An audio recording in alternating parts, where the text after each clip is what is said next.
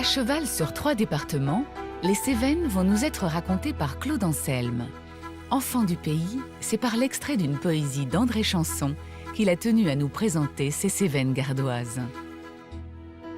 Il n'y a pas ici de palais, de demeures somptueuses, ni de magnifiques églises, mais d'humbles maisons, des fermes perdues, des abris dispersés dans les combes de la vallée ou dans les replis des hautes cimes. Il faut savoir ce que c'est qu'une ferme dans ces déserts. Il faut pouvoir expliquer ce que c'est qu'une maison dans ces solitudes.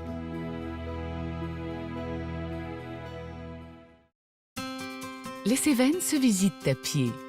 Au détour d'un chemin, vous aussi vous pourrez croiser ces maisons typiques en pierre. Et c'est à la rencontre d'une de ses habitantes que Claude nous emmène. Comme tous les matins, Nicole Aigouin débute sa journée par une courte marche dans la montagne où elle va chercher ses 50 chèvres pour la traite. Tu élèves des chèvres depuis combien de temps? Alors ça fait 34 ans que je suis revenue sur l'exploitation. Et je suis née en fait à la ferme et ça m'a pris de revenir dans les années 80. Mes parents commençaient déjà à avoir un certain âge et étaient fatigués pour travailler. Je suis venue leur mettre un peu de sang neuf. Nicole élève seule ses chèvres qui dégustent au fil des saisons et de leur virée en montagne des glands, des bruyères ou des châtaignes. Cette nourriture donnera un lait riche et savoureux, transformé ensuite en fromage, le pélardon. Là, on arrive sur le Puech, c'est le mas où nous habitons. Et la chèvrerie est en contrebas, on va rentrer les chèvres. C'est le mas familial. C'est le hameau familial. Oui, c'est un hameau, oui. Et oui. 2 fois par jour, les chèvres rejoignent la chèvrerie pour une étape incontournable, la traite. Allez Claude, viens, je te donne un seau. Ah, tu y tiens. Voilà. Alors, fais-moi voir comment tu fais. Alors, tu prends le lait comme ça et tu coinces avec les 2 doigts du haut le lait dans la partie inférieure et t'appuies. Ouais. Donc on trie à 2 mains. Et voilà. Tout bête. Allez. La même. Si tu veux, il lui en reste. Viens ici, viens ici, viens ici. Viens qu'à la boulet. On fait comme ça en fait. On bouche là et on appuie comme ça. Ouais, bon. Ah, ça y est, ça y est, ça vient. Celui-là, Voilà. il est... Là, Voilà. il est vide celui-là. Là.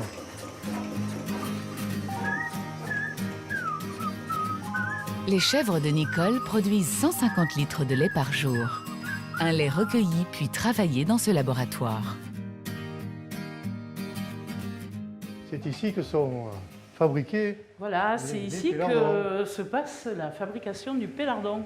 Alors, Les chèvres qui ont été traites, on va récolter le lait. Puis c'est là que je récupère le lait et que je mets en bassine et qui va cailler 24 heures. Ce lait caillé se compose de 2 matières, une liquide, le petit lait en surface, et une plus solide qui constituera le futur pélardon. Donc tous les jours, on vérifie, on caresse. On caresse le fromage. Une fois cette pâte obtenue, Nicole isole le petit lait de la matière solide qu'elle moule à la louche pour préserver sa texture fine et fragile. Chacun, on a nos manières de travailler. Et sur des critères du cahier des charges du pélardon, le pélardon doit être bien sûr moulé à la louche. oui. Nicole associe Claude à son œuvre dans une autre étape, le démoulage. Tu veux essayer? Ah oui, je veux bien. Allez, je te montre. Je prends mon moule dans cette main, je le tourne là, je tape un petit coup et je le pose. C'est tout simple. Regarde. Tac et tac. Allez, essaye. C'est bien, oui, c'est bien. C'est dans ce sens. Voilà, bravo. Vous savez bien que je finirai par faire les fromages dans ma vie. Celui-là, je l'ai un peu, non? Après cette étape, les pélardons seront salés manuellement, puis rejoindront des frigos pendant 11 jours minimum. Ces grilles où ils reposent seront retournées tous les 2 jours, facilitant ainsi la répartition de l'humidité dans les fromages. Reste une étape, la plus agréable, la dégustation. Alors le pélardon de 11 jours, celui qui est un peu plus âgé. Oui. Après les petits bleus là qui ont déjà 3 semaines et ceux-là qui ont quelques mois. Les solides là, hein, ça Voilà. c'est des... Ouais, d'accord. Allez, Ah, ben, allez. Merci. Si vous voulez déguster les fromages de Nicole, elle les propose uniquement sur les marchés des villages cévenols. Alors, à vous de partir à sa rencontre. La balade cévenole se poursuit le long du Vidourle, où l'on peut encore admirer d'anciennes magnaneries.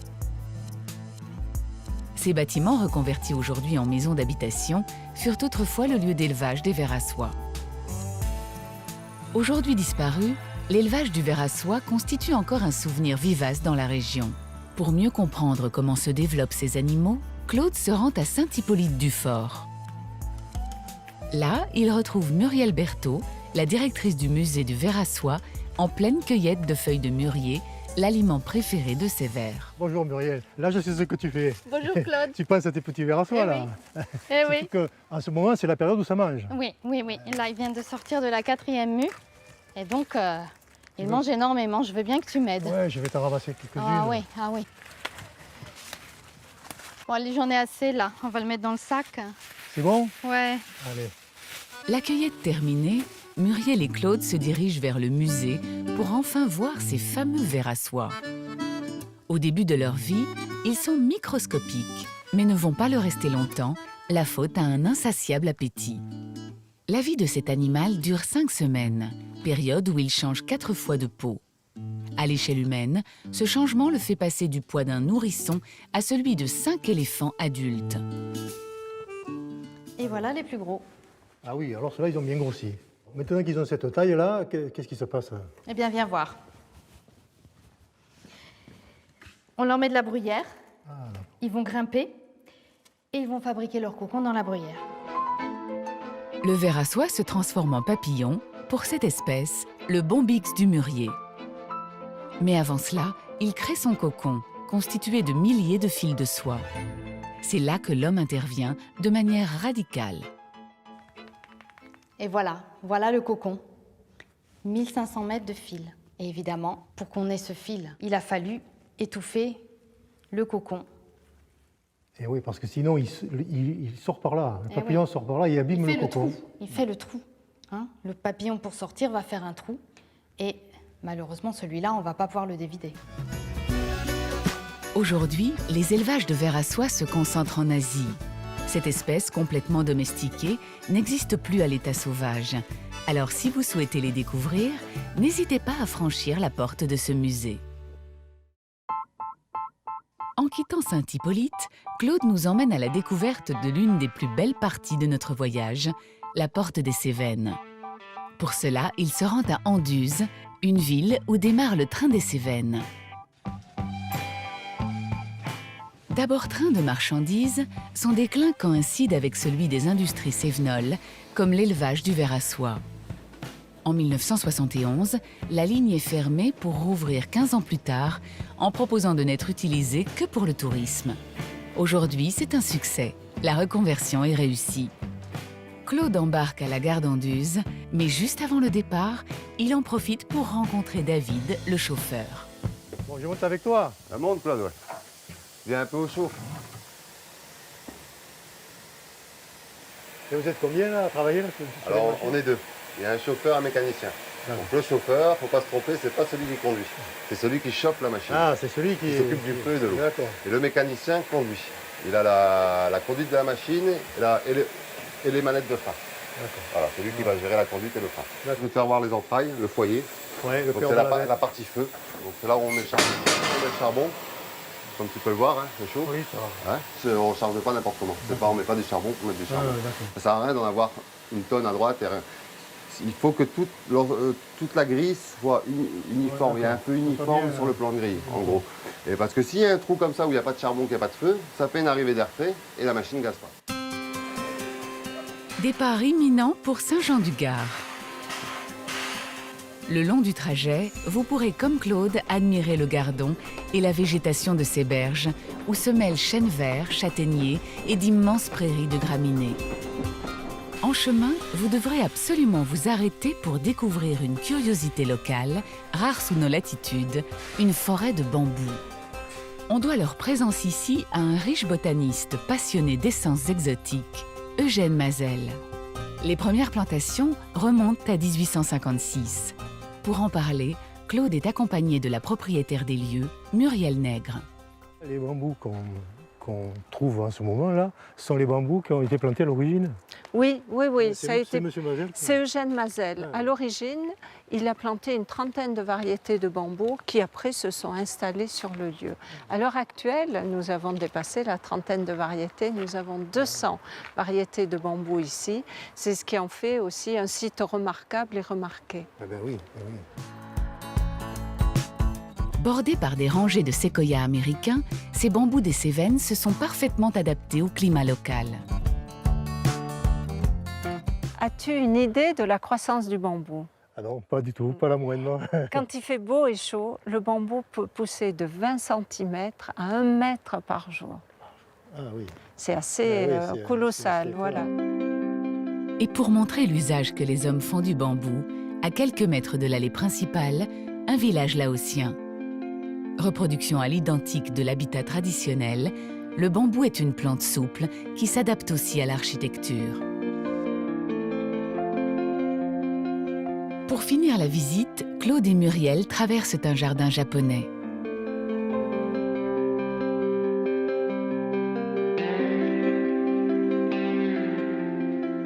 L'illusion est parfaite au cœur des Cévennes. Après cette escapade botanique, Claude reprend son train pour Saint-Jean-du-Gard.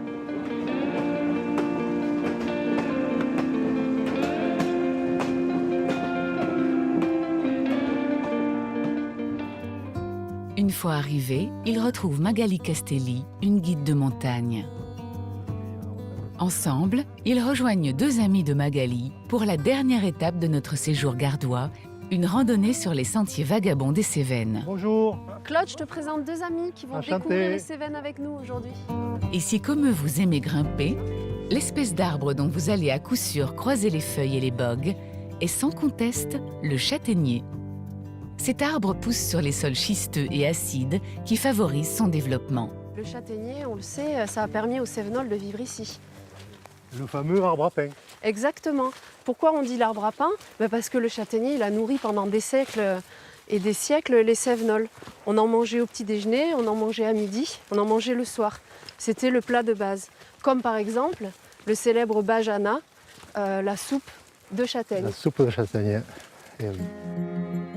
Réserve de la biosphère, la nature est ici préservée, mais sans pour autant en chasser les hommes.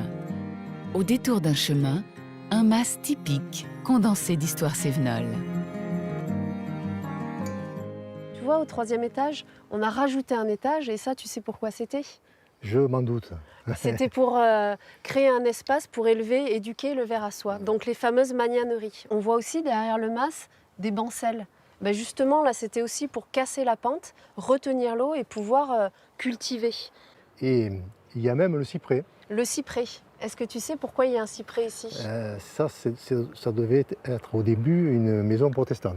C'est une maison protestante et le cyprès, il marque, c'est un petit peu comme une tombe, il marque le lieu où on a enterré les morts. Les protestants n'avaient pas le droit, lors des guerres de religion, d'enterrer leurs morts dans les cimetières catholiques. C'est pour ça qu'auprès des masses traditionnelles protestants, on a toujours un cyprès qui marque le lieu où les morts sont enterrés.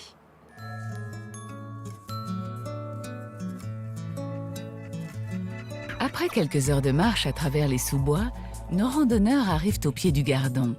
Cette rivière n'est pas toujours ce filet d'eau. Il faut parfois s'en méfier et éviter ses rives quand surgissent les fameux épisodes cévenols, ces violents orages de fin d'été qui provoquent de subites montées des eaux. Nous voilà au Gardon. Wow. Le Gardon de Saint-Jean.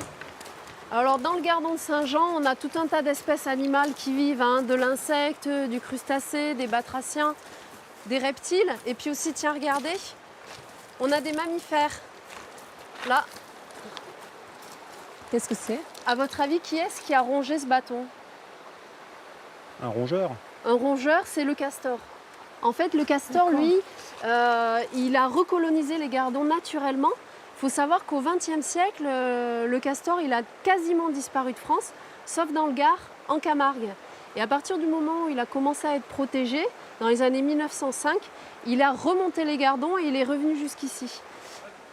Voilà, des montagnes à la rivière ou de serre en vala, comme on dit ici. On a un petit aperçu des Cévennes. Eh bien, merci beaucoup Magali, c'était très bien. Bon petit tour d'horizon de Ouais. cette belle vallée. C'était Merci. avec plaisir. Merci à toi.